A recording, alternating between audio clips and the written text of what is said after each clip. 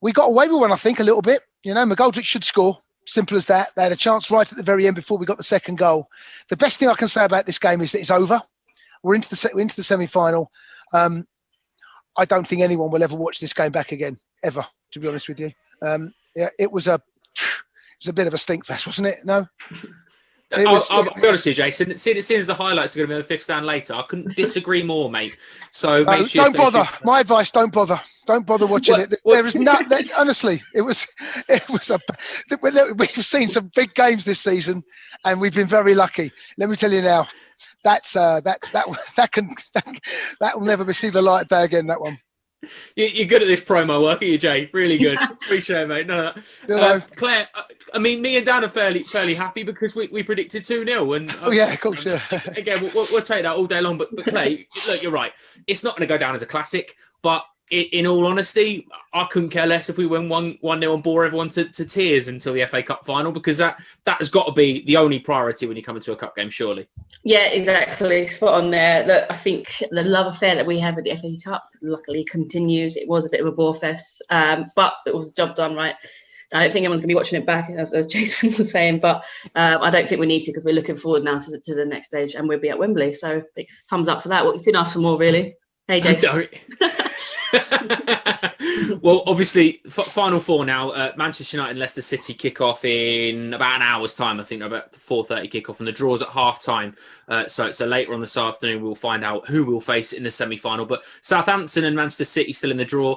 Dan, I know it's an easy one to say, but I'd assume you're like the rest of us, and you'd hope that you avoid Manchester City.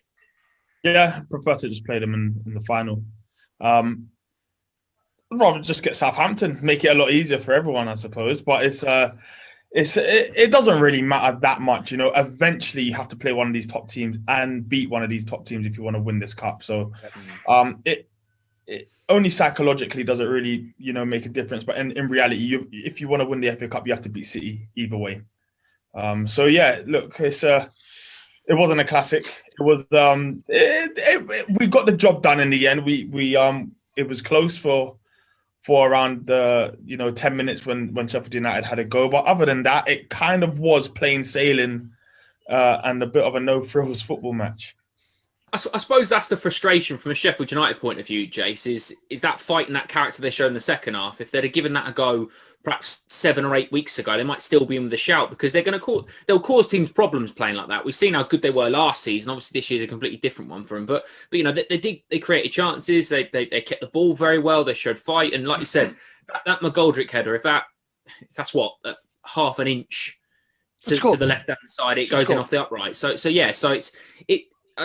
the I suppose the frustration. But again, looking back on it, when you see a team react like that have got nothing to lose, from a Chelsea perspective, to just get through it and just get over it, that's a good afternoon's work. Yeah, we saw the first half. They really didn't play their part in the first half. They wanted to stay in the game for as long as they possibly could, and I felt that they dragged us down to their level. In all honesty, second half, you watched them grow in confidence. They felt and sensed there was something in the game for them.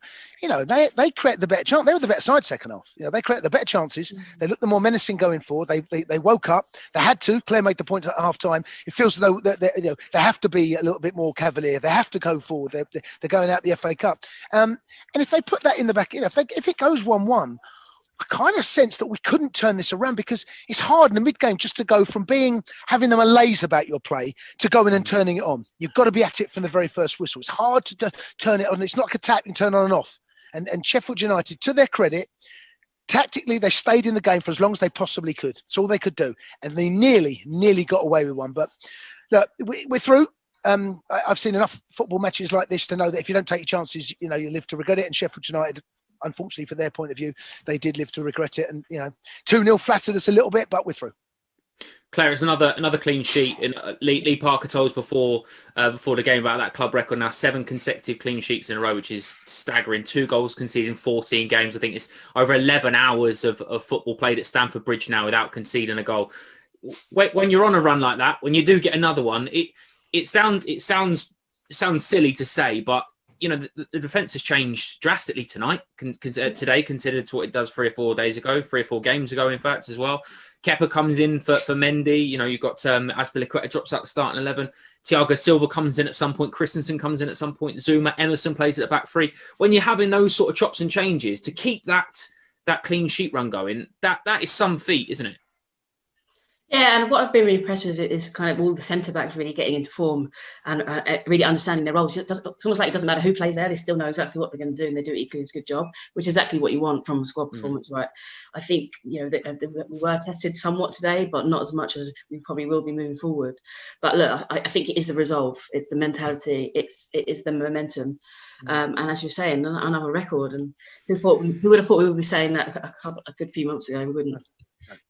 On this run, I think only to the end of the season, I think we'll concede another 2 goals in all competitions towards the end of the season, the run we're on at the moment. I mean, Dan, you add to the facts that we've got Tammy Abraham, Thiago Silva, hopefully will both be fit again after the international break. If we do come through the international break without sort of too many injuries or any fitness scares, the squad that we've got, the confidence we've got, the run we're on, this can continue for a little while, can't it, considering the run that we've got in the Premier League coming up?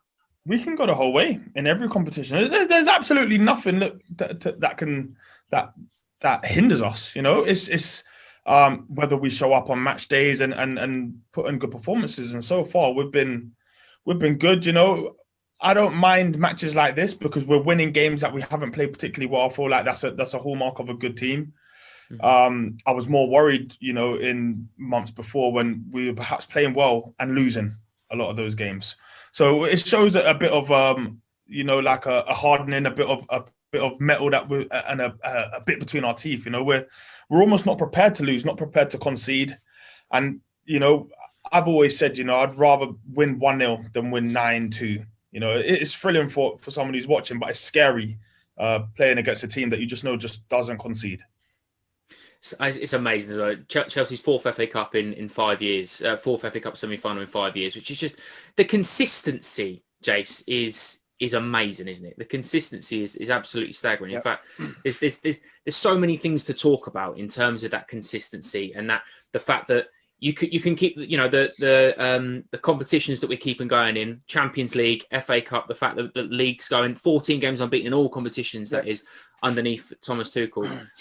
Bear with me just 1 second as well. I think we might be able to get some post-match reaction very, very soon with Lee. I think he's down on the touchline. Jay's just tracking him, but I might have to jump in a second, Jay, because you can see him better than I can. How close he is. But when you're a player and you go into games knowing you're on this unbeaten run, how much confidence does that give you? Does that give you an extra 5 or 6 paces? In fact, I tell you what, we'll come back to that after that because Lee Parker has got Kepa pitch side at Stamford Bridge.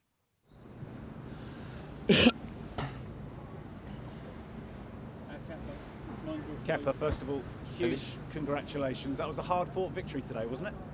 Yeah, thank you. Yes, very strong team. They push very hard in the second half, especially. And it's quarterfinals. We are very happy because we are in semi-finals. But it was a very difficult game. No, in the first half, we had more possession, more control of the game.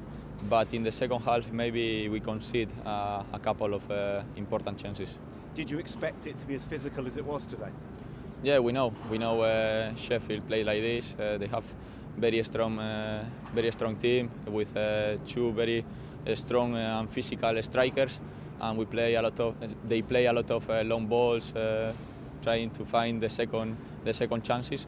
And I think in general we defend well, but maybe we concede 1 or 2 opportunities at the final. But so we win and we are happy. And importantly, it's another clean sheet. 7 clean sheets in a row now. That equals a club record, which is quite an achievement. Yeah, in the last games we are defending very well. That is not only goalkeeper work, it's teamwork, and it's good for everybody. No, keep the goal in 0 is always important because you had 1 point and then you go for 3. 14 games unbeaten now under the manager.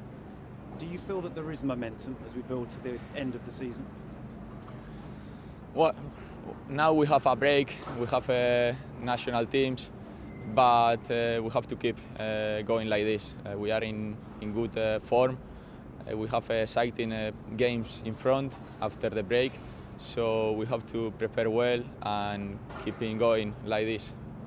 4th FA Cup semi-final in just 5 years. It's a very important competition for this club, isn't it? Yeah, of course. We lose the last season, the final, and we want to win. We are there. We go to Wembley, and we have now time to recover and prepare well the semi-finals. And finally, I wanted to ask you about the team spirit, because whether you're playing or whether you're on the bench, we can hear you very vocal, supporting your teammates. It's a very tight-knit group at the moment, isn't it? Yeah, I think.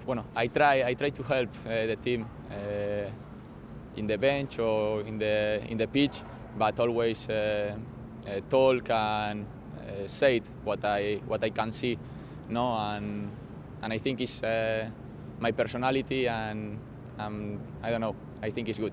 And the English is excellent. Congratulations. No, it's good. It's not good, but now it's much better. Brilliant. Thanks, Kepa. Thank you.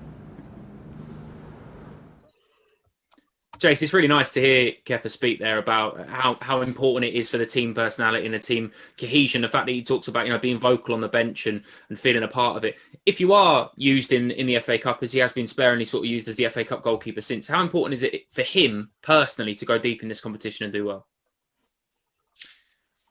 Well, it's important for everyone, isn't it? Vital for someone that doesn't get many minutes on the pitch right now. Who knows, if we do manage to get to the final, he may go with his strongest team. He may continue to play Kepa, who's played in the FA Cup game so far this season. And also the fact that, Mendy may pick up a knock. There may well be something that he needs to be called upon at any time. And he needs to know he can trust him. But yeah, look, he's had a difficult last 18 months, I think it's fair to say, Kepa. And he didn't do a lot wrong today.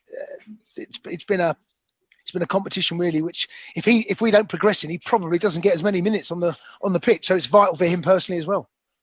Absolutely, mate. Well, coming up on the fifth stand, you can see highlights of today's game a little bit later. And I know Jason Kanté will be watching. Don't bother. And of course, all the post-match interviews with Lee and all the reaction as well. So make sure you stick around for that. That's all from us for now. We want to end with a little note from our owner, Roman Abramovich. In a rare, poignant interview with Forbes magazine, you can see all of that, by the way, on the Chelsea website. Discussed his love for football, his aspirations for ensuring that Chelsea remains successful, and that we provide a positive impact in communities. This is really important because this week the club launches Chelsea's No to Hate campaign in the wake of a number of incidents across the footballing world, including some of our own players being abused on social media. I wanted to finish by reading from Mr. Abramovich in that interview, because he said, "Racism, anti-Semitism, this is all the same type of evil that should have no place in our world at this day and age. Every time I get sent examples of racist abuse that our players face, I'm shocked. It's disgraceful that this is the reality for not just our players, but for anyone targeted by this sort of abuse. If we as a club can make a difference in this area in fighting anti-Semitism, racism and promoting tolerance, I'm determined to stand behind it and contribute in whatever way I can. A statement that speaks volumes and action that makes a much louder noise." Thank you very much for watching. Enjoy the rest of your weekend.